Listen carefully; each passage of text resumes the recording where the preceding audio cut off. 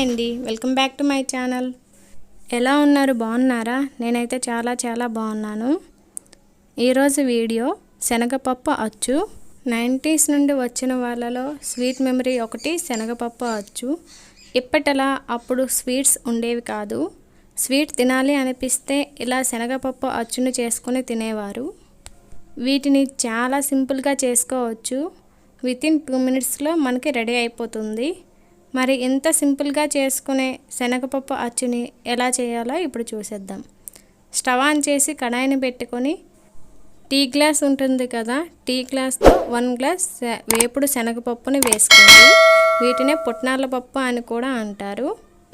ఒక 2 minutes పాటు లో ఫ్లేమ్లో దోరగా వేయించుకోండి. ఇలా వేగిన తర్వాత ఒక సైడ్కి తీసి పెట్టుకోండి.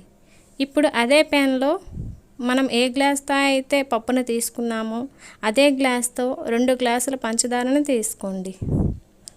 అలాగే 1 glass వాటర్ని వేసుకోండి. లో ఫ్లేమ్లో వీటిని కలుపుకుంటూ పాకం వచ్చేంత వరకు ఉడికించుకోండి.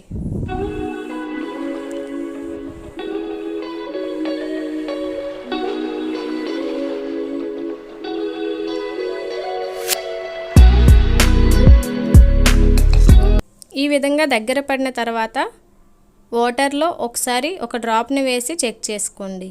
ఇలా ముద్దలా అయితే పాకం ముదిరినట్టే. చూసారా, ఈ విధంగా అవ్వాలి. ఇప్పుడు 1 teaspoon నెయ్యిని వేసుకోండి. ఒకసారి మొత్తాన్ని కలుపుకోండి.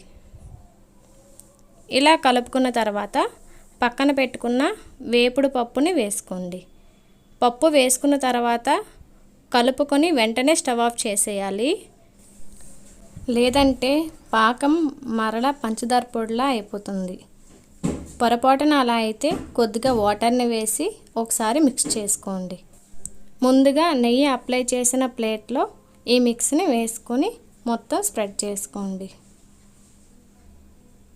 ఈ విధంగా స్ప్రెడ్ చేసుకున్న తర్వాత పూర్తిగా చల్లారని వరకు విడిచిపెట్టేయండి.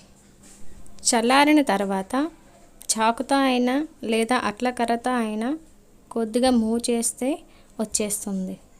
వీటిని చిన్న ముక్కలుగా చేసుకొని ఎయిర్ టైట్ కంటైనర్లో వేసుకుంటే 1 వారం పాటు ఉంటాయి. సింపుల్గా చేసుకునే ఈ స్వీట్ మీకు నచ్చినట్టయితే లైక్ చేయడం మర్చిపోకండి. అలాగే ఈ స్వీట్ మీలో ఎంతమందికి గుర్తుందో తప్పకుండా కామెంట్ చేయండి. ఈ వీడియోని చివరి వరకు చూసినందుకు చాలా ధన్యవాదాలు. మరిన్ని టేస్టీ అండ్ సింపుల్ రెసిపీస్ కోసం ఆంధ్ర స్పెషల్ రెసిపీస్ని సబ్స్క్రైబ్ చేసుకోండి.